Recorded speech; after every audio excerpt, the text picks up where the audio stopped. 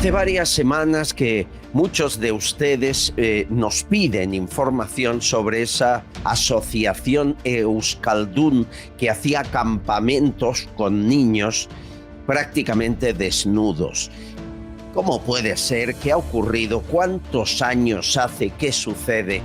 Estamos hablando de una asociación Euskaldun, todo muy vasco, muy nacionalista, que al menos desde 2021 hasta el verano de 2024 realizó campamentos con prácticas fuera de lugar. Por ejemplo, para conseguir merendar, los niños tenían que succionar un dedo del pie de un monitor.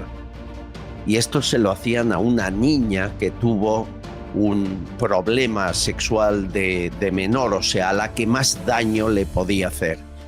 Hay un niño de 14 años que declara que otro de los retos para poder quedarse en la piscina era dar un abrazo a la monitora en topless. Y si no, no entraba en la piscina. Estas barbaridades son solo parte de lo que el amigo Marcos Ondarra de The Objective ha publicado, y es una exclusiva extraída de la denuncia de la Ertzaintza, que, atención, se produjo hace un año. ¿Qué han hecho durante un año?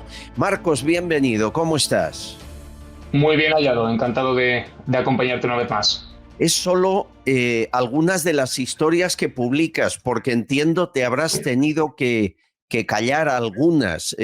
Me hablas de fiestas desnudos, dando vueltas a la hoguera. ¿Qué barbaridades más has podido leer en ese informe? Sí, fíjate que cuando se deslizaron los primeros detalles de este campamento de Bernedo, Álava, hará ya 2 semanas, uno tendía a coger con pinzas o a ser un poco incrédulo ante los detalles que se deslizaban, porque eran tremendamente escabrosos, ¿no? Hablábamos de episodios de índole sexual y poco menos que de maltrato infantil bastante inverosímiles. Hasta que precisamente esta semana en The Objective hemos tenido acceso a un informe de la Ertzaintza, de la Policía Autonómica Vasca, que no solo corrobora todas las peores ideas, todos los peores presagios que teníamos sobre este campamento Euskaldun transgenerista, sino que detalla o nos ofrece detalles que son incluso peores de los que teníamos con anterioridad. El propio informe, entre otras cosas, como las que tú apuntabas, señala que los niños, para poder merendar, pues sí, aparte de que debían succionar el dedo del pie de uno de los monitores, también debían enseñar las nalgas en algunas ocasiones. Confirma la teoría de que los niños debían bañarse en duchas mixtas con los monitores, pero también apunta y detalla que cuando no lo hacían eran castigados muy severamente. Uno de ellos se quedó sin duchar durante todo el campamento. Y se apunta también precisamente a la realización de aquelarres. Y lo digo tal cual porque así aparece escrito en el informe de la Ertzaintza. Se realizaban aquelarres, es decir, los monitores bailaban sin ropa alrededor de la hoguera. Y cito textualmente: en el transcurso de la misma metieron a uno de los menores a bailar, comenzando a llorar por no querer realizar dicha práctica, lo cual es lógico. Posteriormente, una monitora le realizó el baile del perreo de su parte trasera con la parte íntima del menor. También refleja este informe consumo excesivo de marihuana por algunos de los monitores y botellones hasta las 6 de la mañana. Además de que confirma otro de los detalles que se habían deslizado, que es que cocineros aparecían desnudos, solo con el delantal, mientras daban de comer a los menores. Es decir, que el informe de la Ertzaintza, que como bien has comentado tú, data de septiembre de 2024, y hay que recordar que en verano de 2025 todavía se permitió la celebración de estos campamentos y todavía hay niños traumatizados a consecuencia de esto, y ahora vamos a abundar sobre esta cuestión. El informe lo que hace es confirmar los peores presagios e incluso darnos nuevos detalles que son todavía más escalofriantes. El campamento de Bernedo hace que el campamento de Crystal Lake de viernes 13 parezca un retiro de FETA realmente, porque lo que ahí se practicaba eran todo tipo de vejaciones, de tratos humillantes y de abusos sexuales a menores, que es por otro lado por lo que se está investigando ahora mismo al campamento. Hay que recordar que hay 17 denuncias interpuestas por posibles delitos contra la libertad sexual de los menores. Es decir, que no estamos hablando aquí de ningún invento ni de ninguna exageración, ¿no? Todos los extremos, incluso los más escabrosos, están ya confirmados. Sí, pero todo gira alrededor del sexo. Y eso con niños de 8 años, niños y niñas, de 8 a 14, ¿no? O 16 el mayor, siempre menores de edad. Es gravísimo. ¿Cómo es posible que la Archancha recogiera la denuncia tan brutal a las que has tenido acceso hace un año y hayan permitido que este verano volviera a celebrarse? Esa es la gran pregunta. La Archancha, lo que hay que tener en cuenta que estos son campamentos privados. Y lo que hizo fue, la Ertzaintza puso en aviso a la Diputación de Guipúzcoa para que dejara de enviar a menores tutelados. Entonces, los menores tutelados en verano de 2025 ya no asistieron a esas colonias, pero hubo centenares y centenares de niños que sí lo hicieron en verano de 2025. Cuando lo hacen, ¿qué sucede? Pues sucede lo que venía sucediendo durante todos estos años, que estas prácticas de índole sexual se siguen realizando. Y hay muchos padres que cuando recaban el testimonio de sus hijos se ponen en contacto entre ellos y ahí es cuando salta el escándalo hace unas pocas semanas, en septiembre del 2025. Pero claro, lo que no sabían estos padres es que estas prácticas se llevaban realizando durante 4 o 5 años. Es decir, que no eran excepcionales del campamento de 2025. ¿Cómo se han podido celebrar estas colonias en verano del 25 cuando había denuncias no interpuestas formalmente, pero sí explicadas oralmente ante la Ertzaintza, no solo por familiares, sino incluso por exmonitores o educadores sociales desde 2021? Pues ahí es donde van a tener que dirimir responsabilidades, sobre todo desde la Diputación de Guipúzcoa. Sobre los casos además, fíjate que cuando saltó el escándalo, y se habla con toda propiedad de abuso sexual a menores, los monitores en ningún momento negaron las acusaciones, sino todo lo contrario, se excusaron y se justificaron, porque ellos decían que estaban ayudando a romper estigmas, a naturalizar cuerpos y que las duchas mixtas tenían, en última instancia, el sentido de que nadie se sintiera categorizado, porque ellos no creen en el binarismo de género. Es decir, que detrás de esta perversión había una cosmovisión transgenerista y abertzale, a partir de la cual se estaba adoctrinando a los niños en esta ideología de género.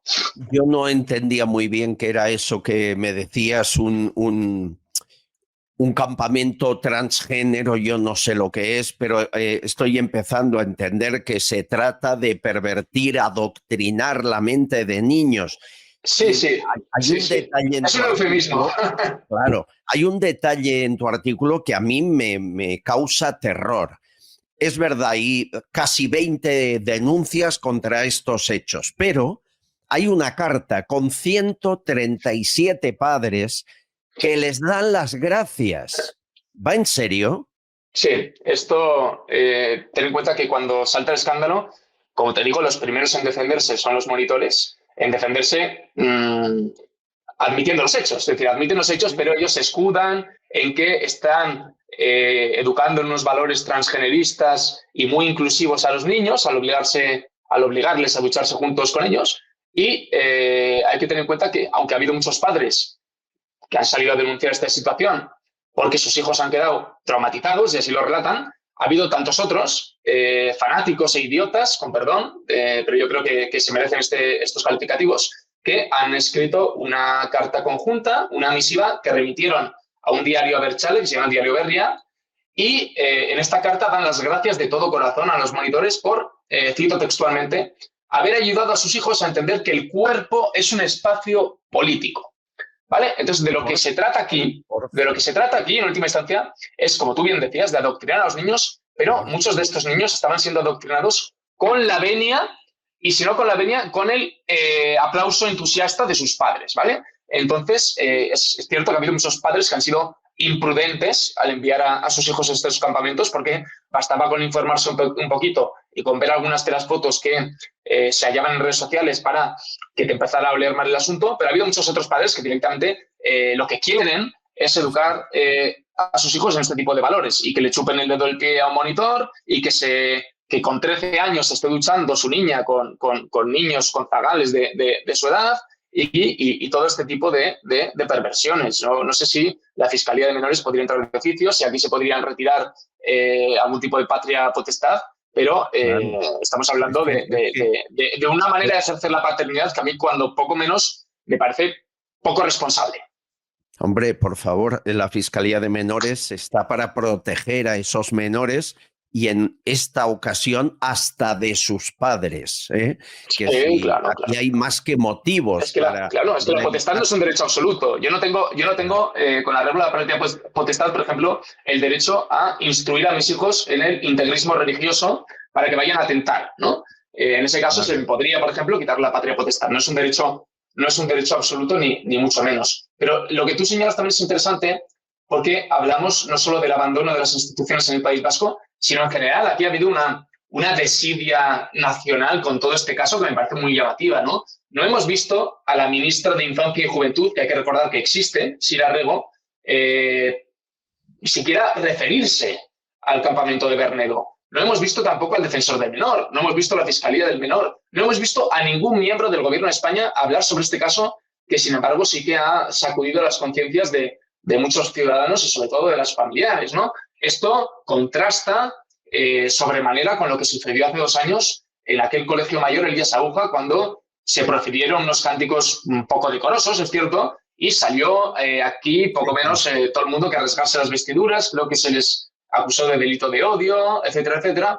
Y a mí lo que me planteo es qué hubiera sucedido en España, en este país, si en lugar de monitores abertzales hubieran sido curas quienes hubieran perpetrado este tipo de actitudes. Bueno. Yo creo que el escándalo hubiera sido cualitativamente mayúsculo, cualitativamente superior. Estarían en la 1, en la Sexta y en casi todas las cadenas, todas, Telecinco, Antena 3, hasta Telemadrid, todo el día haciendo lo mismo. Ahí no habría dudas de que estamos ante un caso de pedofilia, de abuso a menores, etcétera, etcétera. Ahí no habría dudas. Suerte que hay gente como tú que investiga lo importante y se deja de ideologías. Marcos Ondarra, sé que tenéis nuevos capítulos de esta historia que seguiréis publicando y estaré pendiente a The Objective. Un abrazo muy fuerte, amigo.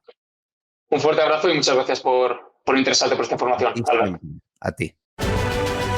Castillón Confidencial, de Albert Castillón.